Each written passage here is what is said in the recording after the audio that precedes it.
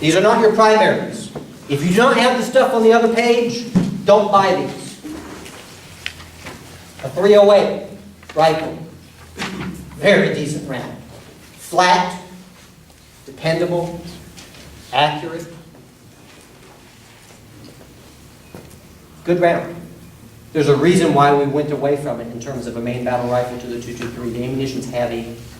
In order for a single man to carry enough rounds to be combat effective, you're just not. It's a 360 round loadout, really, for 308. Actually, it's 120 rounds. If you're really hardcore, you carry about 380 rounds. You can carry about 1,000 rounds if you carry. Carry. It's heavy, but you got 1,000. 80% of all fires, times that you squeeze the trigger, 80% of them in a combat situation are not actually shooting at a target. You're shooting in the direction of the target. It's called suppressive fire. You guys are in a neighborhood. There's a threat. Fire opens up and sustains. A sustained cadence. Careful sustained cadence. What's the purpose of that? Keeping their heads down. So that what? Your neighbor around the side can slide around and see what's going on? And pick them off.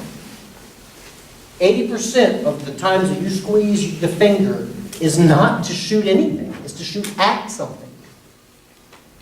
Recognize that. That's why ammunition is pretty important to have. Okay, 12 gauge, awesome. Really, really awesome. But also, it's a specialty.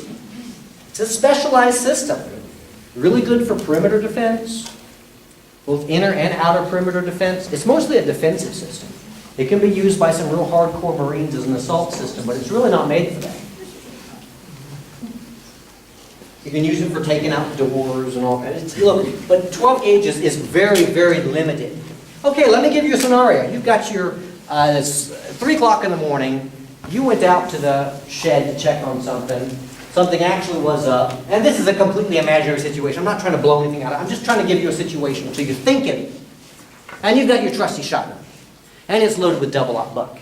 Makes a nice, beautiful spray pattern at a certain range that you're used to putting on target. You're used to it. You're comfortable with it. And you get back to your house and you hear a ruckus over there. And somebody's got your kid. Are you going to feel comfortable about squeezing that trigger? What did you just do? You just flipped it around. Good handgun, good rifle. Good rifle, actually, good handgun. You want 12 gauge? Awesome. But don't, it's a support system. Don't rely on it. Use it to assist something else. It's a great tool for that, but you have to use it as such. It's not a primary. 7.6 by 39, any AK variant. Boy, that's an effective round when it actually hits something. Boy, that's an effective round. It will crush cinder blocks. It's a brush buster. It'll smash through underbrush, smash through dead logs. But you got to hit something with it. It's a really good suppressive system. You know, look, they're good. They're cheap. You can feed your steel ammunition through these things. They're good, but you know, the American has a different quality. You know, he actually senses. The American rifleman senses the trigger. Even novices, average people. You know, some of the best shooters in this world. I mean, in this room, when they actually do it, are the women. I love training women to shoot because they don't get confused about any of it. None of it is cool to them. None of it, not 1 second. They retain that useful sense of fear. Fear, rational fear, is very useful.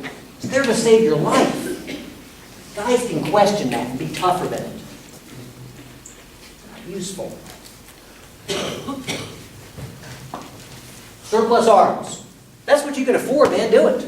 Buy a $79 Mosin Nagant. The round is good. It'll put a big old hole in something. Go ahead and do it. Okay, but please, these are support class systems. I would rather you bought one quality system than 5 of these support class systems. even for a great deal. Now, if you got a Mossberg 500 pump shotgun Defender for $100, buy that sucker. Take advantage of your opportunities, please. I'm not saying don't, but just have your priorities in mind. BMG class. BMG 50 caliber. Big old stuff. I don't think we need that. It has its usefulness. It does. It does. It's the exact opposite, equal opposite of a shotgun. You know, all that force at extreme ranges. So I know people that they're so fascinated with this entire genre that they really are saving their money to buy themselves up an M82A4 sniper rifle, $8,000. You know what our combat environment is here in West North Carolina? 100 yards. That's it. 100 yards. Total combat dominance in 100 yards. That is your environment. Recognize it. Embrace it. Use it as your advantage. Okay? Shots outside of 100 yards, you're talking about specific shots, it runs down to about 8%, and then extreme range shots, you're less than 1% in a tactical environment. And they get a shot for like half a second, because then you just went behind a tree. So it's just too dense here. The topography is too varied. Long-range shooting is just not. Short-range, precise shooting. Extremely surgical, you're thinking. So you conserve ammunition. That's the kicker. That's what does it. That's what you strive for. Very accurate, very reliable, pretty close. I teach an entire class. You know, I did one of my classes on, there's a couple guys around here, I'm not saying their names because I like them, but they're wrong. They teach self-defense. And they teach the use of lethal force to protect property here in North Carolina. Cannot do it. They teach somebody trying to get into your window with a screwdriver and you can shoot him in the back. No. Know what your rights are.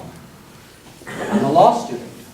This whole activity, it covers a variety of crimes called mallet and sag. It's bad in and of itself. It's inarguable. It's common law stuff. Okay? Someone has to be reasonably threatening your life in which you are not an aggressor. It can't even be, well, they shot at me, so I shot back. They're running away when you're doing something. I mean, look, I'm not, there's no way to read the ground. Well, I saw him do this. You know, I don't know. What I do know is, if you must shoot, be very comfortable. Look. This is the part that trips people up. It either makes people shoot incorrectly, illegally, or it makes them not shoot at all because they're not sure if they're about to break a crime, break a law. Makes them not shoot at all because I'm going to jail. They don't know what their rights are. They don't know what the law says. It's necessary. I'm perfectly willing to cover these things in a more advanced form. But you need good legal, even under these circumstances, you're saying, look, in a war zone, we have rules of engagement. What are they there for? Because you're the good guys. You're the bad guys. Heck, you're not trying to make friends. Do what you want. That's what makes you bad. You're the good guys. There are rules, even to defending life. Recognize that. I know guys in my classes, man, if that guy jumps in my truck and takes my truck, I'm going to shoot him. Please don't. If you must, I'm going to shoot a tire or something. I don't know, but you don't have to take a life to protect property. You're not supposed to. In Texas, you can. They have a slightly more advanced. They've worked it out in their head somehow. People will stop trying to take stuff if them. So they sort of put it together a different way. That's Texas, and God bless them, we love them. We wish there was a little bit more Texas in all of us. You're here. But it's not. You're living in a very, very unique state.